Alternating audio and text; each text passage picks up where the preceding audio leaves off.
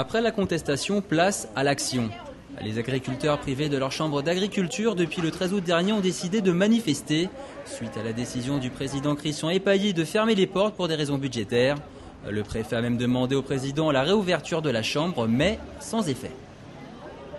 Le président avait dit qu'il n'avait pas d'ordre à recevoir de la préfecture puisqu'il n'était pas fonctionnaire d'État et qu'il n'y avait que ses pairs qui pouvaient lui demander de réouvrir la chambre d'agriculture. Et bien voilà, ses pairs sont réunis là, comme vous le voyez, et ses pairs lui demandent de réouvrir la chambre d'agriculture.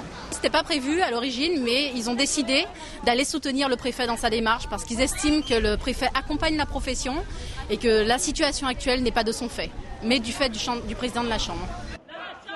Une trentaine d'agriculteurs se sont donc dirigés vers la préfecture de Cayenne pour aller à la rencontre du préfet.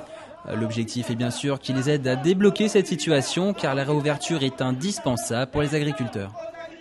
Il y a des services dont on a le droit et qui sont indispensables pour les activités agricoles. Par exemple, l'identification des animaux, les notifications de mouvement des animaux, la création des entreprises agricoles. Voilà, les modifications dans les entreprises agricoles, c'est indispensable de les faire dans les temps. Après 15 minutes d'attente devant la préfecture, le préfet accepte de rencontrer plusieurs représentants des agriculteurs. L'entretien dure une demi-heure, les discussions avancent bien et l'issue semble se profiler vers l'optimisme. Alors il nous a réitéré encore sa position, nous disant que tout était mis en œuvre par la préfecture et le département et la région pour que la chambre d'agriculture réouvre dans de bonnes conditions. Donc il va recontacter encore M. Epailly pour lui demander de réouvrir la chambre d'agriculture sous peu. On a parlé de l'arrêté, on a parlé des financements qui allaient être mis en place, enfin qui sont déjà quasiment débloqués. Et nous on lui a dit qu'on tenait à ce que les financements qui allaient être débloqués soient surveillés par l'État et les collectivités pour qu'ils soient utilisés à bon escient. Une prise de position saluée par les manifestants, surtout que la région, le département et la préfecture ont mis la main à la poche pour que la réouverture de la maison de l'agriculture soit possible. Cette manifestation a également été une manière de se positionner à maintenant 5 mois de la réélection pour la présidence de l'institution.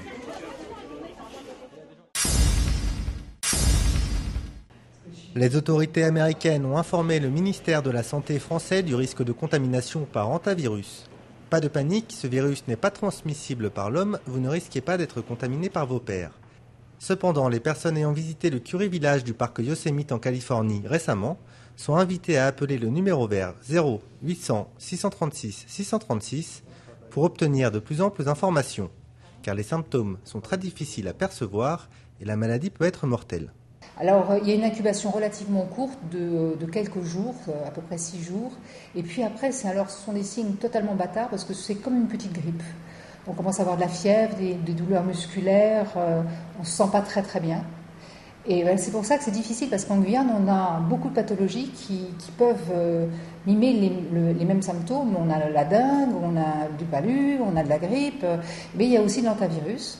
Et quelques jours plus tard, à peu près une dizaine de jours plus tard, arrivent des signes respiratoires avec une toux et après une défaillance cardiaque qui entraîne dans 50% des cas la mort.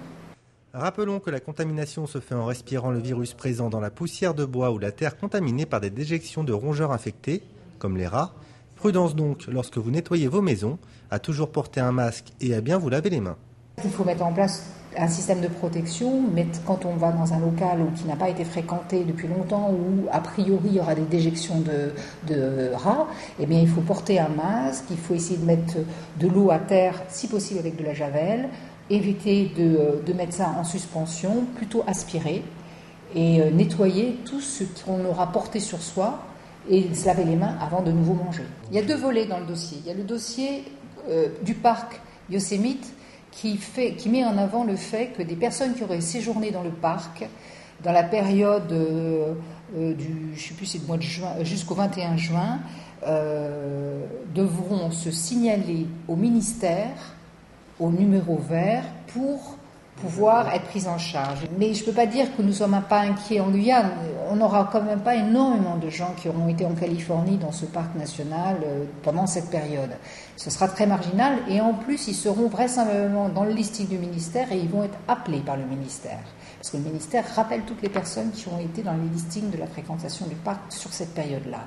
Mais il n'en est pas moins, s'il y a des gens qui n'ont pas été enregistrés, eh bien, ils peuvent également se signaler à ce numéro-là pour dire nous étions dans ce parc, vous ne nous avez pas appelés.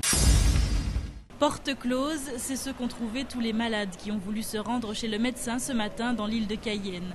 Le docteur en grève, c'est rare, mais ça arrive, en cause les agressions dont ont été victimes les médecins ces dernières semaines. Heureusement, nos bons docteurs ont laissé sur la porte l'adresse du médecin libéral de garde, le seul privé de grève, et c'est à l'hôpital de Cayenne qu'il fallait donc se rendre pour recevoir des soins.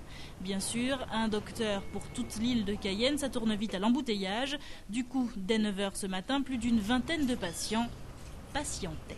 Ça traîne quand même parce que en fait ce matin j'ai été chez mon médecin traitant déjà pour ma fille et donc il m'a dit s'il y a une urgence de venir à l'hôpital. Donc là en fait je suis avec ma petite fille parce qu'il y a urgence, elle a un problème dans l'œil. Donc bon, je trouve que c'est long quand même. Même si c'est pas facile pour les malades, mais bon il faut aussi comprendre les médecins. S'ils sont agressés c'est normal. Compréhensif mais malade tout de même, et là l'expression prend tout son sens. Jusqu'à demain, fin de la mobilisation des médecins, il faudra prendre son mal en patience. Moi je vais à l'école de Légron. 7h, Gabriel semble bien motivé car cela ne vous a pas échappé, la rentrée des classes a eu lieu ce matin. Et même si la section des grands en maternelle n'est pas encore d'actualité pour notre écolière en herbe, une rentrée scolaire a toujours une saveur particulière pour Gabriel et sa sœur Anastasia. Et donc, à quelques minutes d'entrée en classe, les filles s'adonnent à quelques ajustements avant de retrouver les copains et les copines.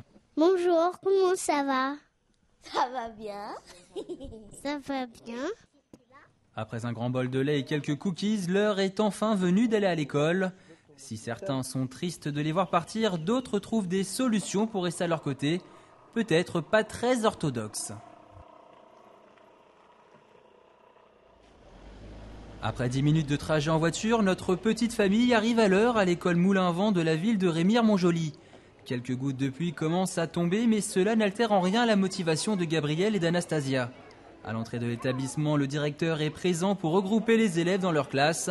La rentrée, un moment toujours unique dans une carrière. 1, il y a de l'émotion. 2, il y a des inquiétudes, que ça se passe bien et qu'il y ait le moins de quoi possible. Parce qu'il y a toujours des impondérables. Et puis, mais c'est un jour de beaucoup d'émotion à chaque fois. Et puis c'est un jour où je suis content qu'il y en ait qu'un seul dans l'année aussi.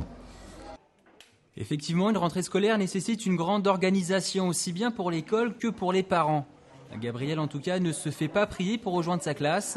Elle est désormais en moyenne section et a déjà pris ses marques auprès de ses nouveaux camarades. Anastasia est également arrivée à bon port dans sa classe de CM1 et semble même bien pressée de nous voir partir pour commencer à travailler. Les enfants à l'école, les parents peuvent maintenant se reposer. Et oui, c'est bien connu, quand le chat n'est pas là, les souris dansent. Pour eux, c'est la fin des vacances, pour nous, c'est le début des vacances.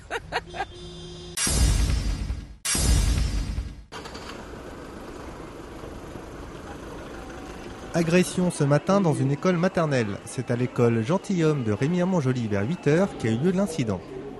Dans cette classe de moyenne section, une mère d'élève ainsi que la grand-mère du même élève en sont venues aux mains. Dans la classe et devant les enfants. La maîtresse a essayé de s'interposer. Résultat, un coup au visage. Concernant l'enseignante, donc, elle est allée voir le médecin aujourd'hui. Elle aura quelques jours d'arrêt. Nous avons prévu déjà un remplaçant. Et elle est accompagnée par les services du rectorat. Elle devrait pouvoir reprendre ses fonctions assez rapidement. Une seconde personne a également été agressée par la maman en colère. Les pompiers et la gendarmerie sont intervenus. La seconde personne a été évacuée. Et a priori, en cette fin de journée, elle irait mieux. La gendarmerie est venue et nous avons pris acte de cet incident grave quand même dans l'école. Je me suis rendu sur place dès que j'ai été informé, ainsi que monsieur le recteur de l'Académie de la Guyane, pour accompagner le personnel. Le problème de la sécurité dans les écoles n'est pas un phénomène nouveau dans l'île de Cayenne. Mais à une journée de la rentrée des classes, l'histoire est plutôt désolante. Alors bon, je ne pense pas qu'il faille généraliser, et je crois que là on est face à un incident totalement isolé, un problème familial qui a dégénéré au sein de l'école, et je ne pense pas qu'il faille généraliser le problème de violence dans les écoles. C'est extrêmement exceptionnel, fort heureusement. La maîtresse, quant à elle, est toujours sous le choc. Certains élèves ayant assisté à la scène également. Une assistance psychologique a été mise en place et des mesures ont été prises pour éviter qu'un tel désagrément ne se reproduise. L'équipe enseignante, l'équipe municipale et bien entendu les élèves, il y a une prise en charge psychologique qui a été faite immédiatement et qui continuera demain. Les parents seront également reçus de manière à ce qu'on leur explique les mesures qui ont été prises. Une des mesures a été notamment de changer l'enfant d'école. Alors ce n'est pas une mesure sanction, mais c'est bien pour protéger à la fois l'enfant et le fonctionnement de l'école Gentilhomme à Rémy-en-Montjoly. La lutte contre la vie chère en Outre-mer est au cœur de l'actualité guyanaise. À la Chambre de commerce, le projet de loi de Victorin Lurel, ministre des Outre-mer, ne satisfait pas totalement. Trop en surface, pas assez de profondeur. S'attaquer au prix, c'est bien, mais c'est à la formation des prix qu'il faudrait s'en prendre. Une formation qui a 3 origines, selon le président de la Chambre de commerce. L'éloignement de nos territoires par rapport à l'Hexagone, la provenance des produits importés et la fiscalité qui s'applique, notamment l'octroi de mer. Le gouvernement et de M. Ayrault choisit aujourd'hui de revenir vers une économie administrée, c'est-à-dire que par sa loi, prétendant donc effectivement lutter contre les monopoles, les abus de position dominante, il donne de l'autorité donc au service de l'État et de l'autorité aux collectivités territoriales pour administrer le commerce. Ça va à l'encontre évidemment de tout ce qui est économie mondiale, mais encore une fois, ça se justifie très certainement par des positions effectivement dominantes, notamment dans le secteur des services et de la distribution. Mais la solution réelle sur la formation des prix passe par le traitement des causes. Et les causes, je vous le répète, c'est d'abord le transport et la logistique, ensuite l'origine des produits et enfin la fiscalité, notamment l'octroi de mer. Après avoir expliqué sa démarche en Guadeloupe et en Martinique, le ministre des Outre-mer Victorin Lurel devrait venir chez nous, en Guyane. Fin septembre, son projet de loi sera voté. La loi, de toutes les manières, sera votée et amendée par nos parlementaires sur proposition que nous leur ferons donc courant octobre. Nous espérons un rééquilibrage de la loi permettant d'attaquer les vraies causes des prix chers en Guyane et non pas uniquement les faits, c'est-à-dire les prix tels qu'ils figurent donc dans les magasins. Rendez-vous donc le 26 septembre prochain pour la présentation de la loi Lurel au débat parlementaire. Respirer l'air pur de Cayenne n'est pas vraiment d'actualité ces derniers jours. La raison, cet incendie survenu mardi dernier à la décharge des Maringouins et qui a pour conséquence une baisse importante de la qualité de l'air. L'aura portait encore hier à 7 la qualité de l'air à Cayenne. Et pour vous faire une idée, l'échelle part de 1, ce qui correspond à une qualité excellente, et elle va jusqu'à 10, ce qui signifie qu'elle est très mauvaise. Nous avons atteint la valeur de 192 microgrammes par mètre cube pour les PM10. Donc les PM10, c'est les particules de moins de 10 microgrammes par mètre cube. Et nous avons atteint 111 microgrammes par mètre cube pour les PM2,5. Les PM2,5, c'est des particules plus fines qui sont potentiellement plus dangereuses. Et là, un pic comme ça, on n'avait encore jamais vu à Cayenne. L'environnement est donc touché, mais cela s'associe également à notre santé. Quels sont les risques de cet incendie pour la population environnante ? Nous avons posé la question à Françoise Elgès, médecin à l'Agence régionale de santé de Guyane. Ce que l'on surveille actuellement au niveau de l'Agence régionale de santé, c'est au niveau des urgences, tous les cas graves qui viendraient à consulter au niveau des urgences, soit pour des irritations des yeux, soit pour une irritation des voies respiratoires supérieures, donc sinus, et irritation des voies respiratoires inférieures, donc asthme ou recrudescence de bronchite. Mais comme il peut y avoir aussi un phénomène lié à l'asphyxie, parce que parfois les fumées sont très denses, nous surveillons également toutes les décompensations cardiovasculaires qui pourraient être secondaires à l'inhalation de ces fumées. Vous l'avez donc compris, mieux vaut ne pas s'approcher de la zone d'incendie. Et d'ailleurs, plusieurs recommandations ont été données par l'ARS pour éviter de se mettre en danger et donc de rester en bonne santé.